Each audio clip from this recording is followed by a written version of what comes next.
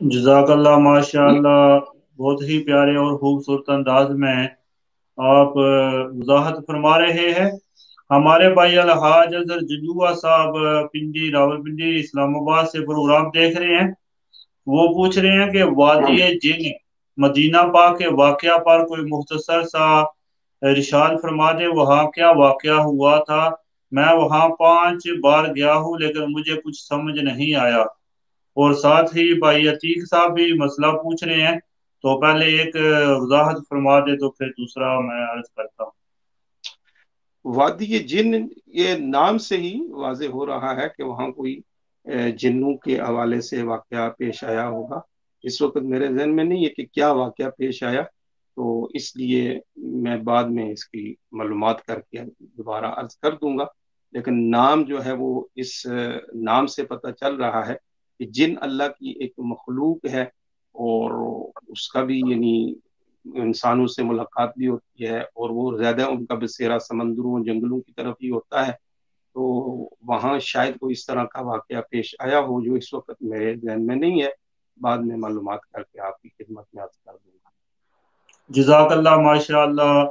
भाई अतीक साहब सवाल कर रहे हैं कि आजकल जमात करवाते वक्त 2 मीटर का फासला रखते हैं, शरई मसला क्या है, वजाहत फरमा दें।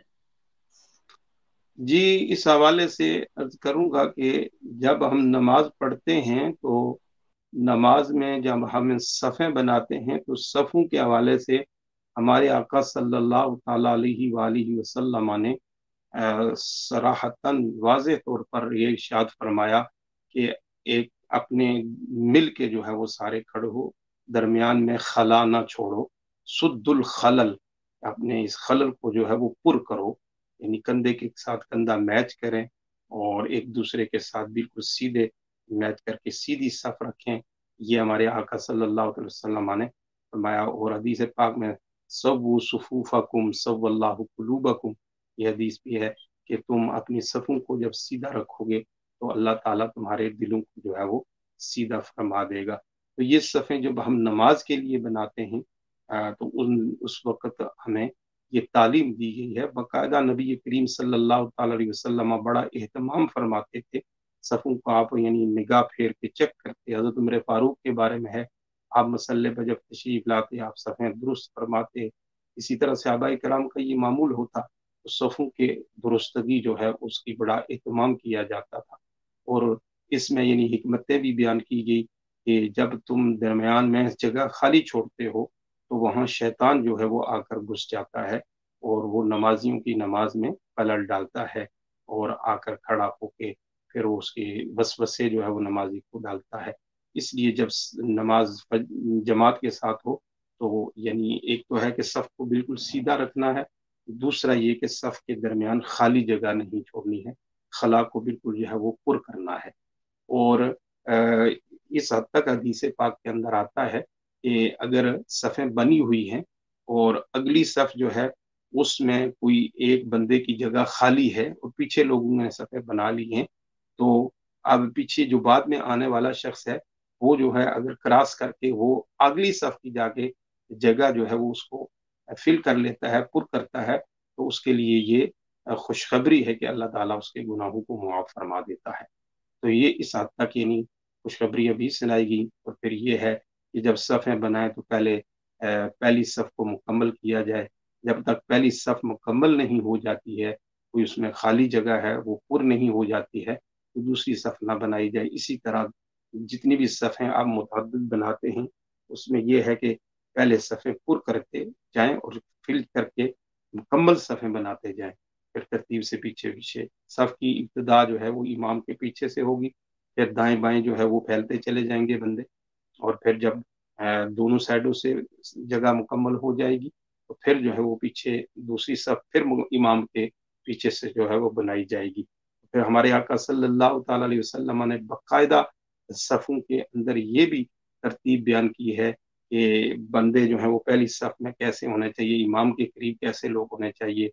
फिर अगर मुख्तलिफ लोग हैं सफ़ों, मसलन बड़े भी हैं बच्चे भी हैं और उसमें औरतें भी आती हैं, तो इस तरह हमारे आका सल्लल्लाहु अलैहि वसल्लम ने उसकी भी तरतीब बयान की गई कि जो بڑے لوگ ہیں، عقل مند ہیں، باشعور ہیں، وہ امام کے پیچھے آئیں اور اس طرح قریب ہوں.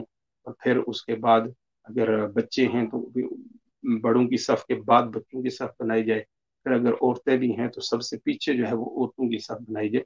تو ہمارے آقا نے صفوں کے حوالے سے بہت ساری حدیثیں ہیں، اس میں باقاعدہ جو ہے وہ تعلیم دی گئی ہے.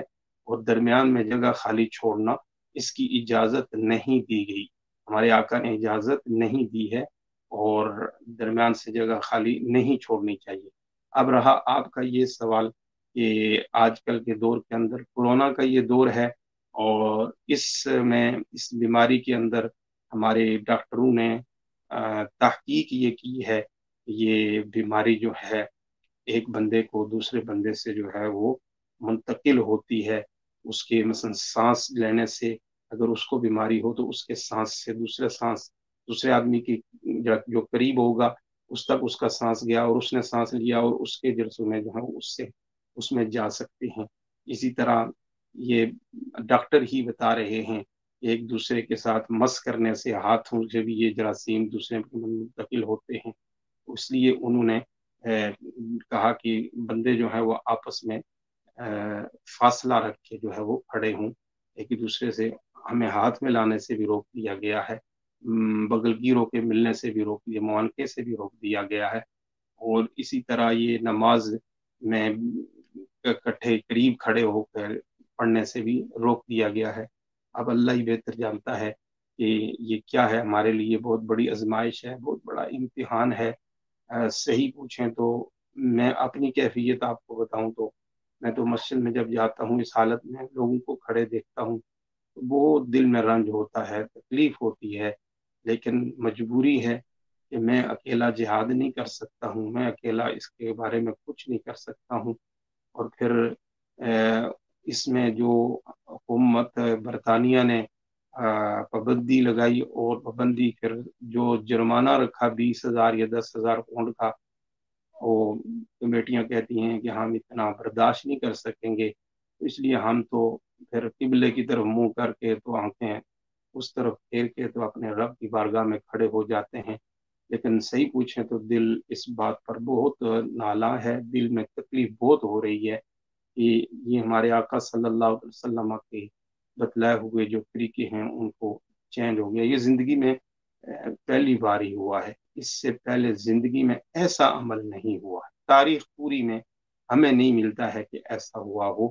یعنی پہلے بھی وبائی امراض جو ہیں وہ نازل ہوتی رہی ہیں، یہ طاعون کی بیماری، اس طرح کی بیماریاں، یہ کوڑ کی بیماری، اس طرح کی.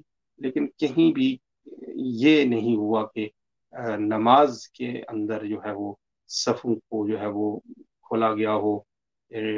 حالانکہ ہمارے آقا صلی اللہ تعالی علیہ وسلم نے وہ لوگ جو بیمار ہوتے ہیں، مثلا اگر ایک بندہ ہے وہ کسی طرح کی اس طرح کی بیماری ہے کہ اس سے دوسرے کو اذیت پہنچ سکتی ہے، تو اسے وقتی طور پر مسجد نہ جانے کا یہ ہے کہ وہ نہ جائے. مثلا ایک بندہ ہے، اس کو بیماری ایسی ہے کہ اس کے جسم سے سمیل آتی ہے، یا ایک بندہ ہے اس کو یہ بیماری لگی کہ وہ کھانستا بہت زیادہ، یعنی کھانسی کی اس کو مسلسل یعنی کھانس رہا ہے، اس طرح کی اور کوئی اسے اس طرح کی بیماری کی جس سے وہ ڈسٹرب ہوتا ہے اور دوسروں کو بھی تکلیف پہنچاتا ہے. ایسی صورت میں وہ بیمار اور معذور قرار دیا گیا اور اسے کہا کہ وہ گھر ہی نماز پڑھ لے. ایسی صورت میں یہ ملتا نہیں ہے کہ حضور علیہ الصلوۃ والسلام نے ایسے شخص کو کہا ہو. مثلا ایک آدمی نے کچا پیاز کھایا یا تھوم کھایا تو اس کے منہ سے سمیل پیدا ہو گئی ہے، تو اب اسے کہا کہ اس سمیل کو لے کر مسجد میں نہیں جانا ہے، بلکہ اس سمیل کو پہلے دور کرو اور پھر مسجد میں جاؤ. اگر ایسا ہوتا تو بندہ جب بندے کے قریب ہوتا ہے تو ظاہر ہے اس کی سمیل اس کو پہنچتی ہے. اس کا حل اگر یہ ہوتا تو ہمارے آقا فرما دیتے کہ مسجد میں ضرور جاؤ لیکن اس بندے سے 2 فٹ 3 فٹ جو ہے دور کھڑے ہو کر نماز پڑھنا. ایسا نہیں کہا گیا ہے. بس یہ ہماری زندگی میں یہ پہلی بار آیا ہے. اور پھر اس پر کیونکہ میں تو بہت چھوٹا آدمی ہوں، میری تو کوئی اس میں حیثیت نہیں ہے، لیکن کیونکہ بڑے بڑے مفتیان کرام نے اس پر یہ فتویٰ دیا ہے کہ یہ گیپ رکھ کے نماز پڑھنا جو ہے یہ درست ہے، انہوں نے جواز کے فتوے دیے، لہذا ہمارے لیے یہاں ایک مشکل بن گئی ہے، عذر بن گیا ہے تو اس عذر کی حالت میں آپ جو فاصلہ رکھ کے نماز پڑھتے ہیں، کیونکہ علماء نے جواز کا فتویٰ دے دیا، لہذا یہ درست ہو جائے گا۔ ویسے بھی اگر بلا عذر بھی کوئی بندہ فاصلہ رکھ کے نماز پڑھتا ہے تو نماز ادا ہو جائے گی، اگرچہ اس میں یہ سنت کی خلاف ورزی ہوگی، اس سنت کی خلاف ورزی کے اوپر اس کو جو ہے وہ ثواب میں کہی جائے گی، لیکن نماز ادا ہونے کے لحاظ سے اس طرح بھی ہو جاتی ہے۔ تو آپ سب بھی دعا کریں، میں بھی دعا کرتا ہوں اللہ تعالیٰ ہمیں اس وبا سے جلد از جلد نجات عطا فرمائے، تاکہ ہم پھر اسلام کی اصل جو روح ہے اس کے مطابق جو ہے وہ سرکار کی سنت کے مطابق اپنی صفیں بنا کر اور پھر مل کر نماز پڑھ سکیں، اور ایک دوسرے کو مصافحہ کر رہے ہیں عزیزی طریقے سے، بلغ پر ملیں جو کہ محبت بڑھانے کے ذریعے ہیں۔ تو ہماری آزمائش ہے، اللہ تعالیٰ ہمیں اس میں جلد از جلد جو ہے اس سے نکالے، آمین۔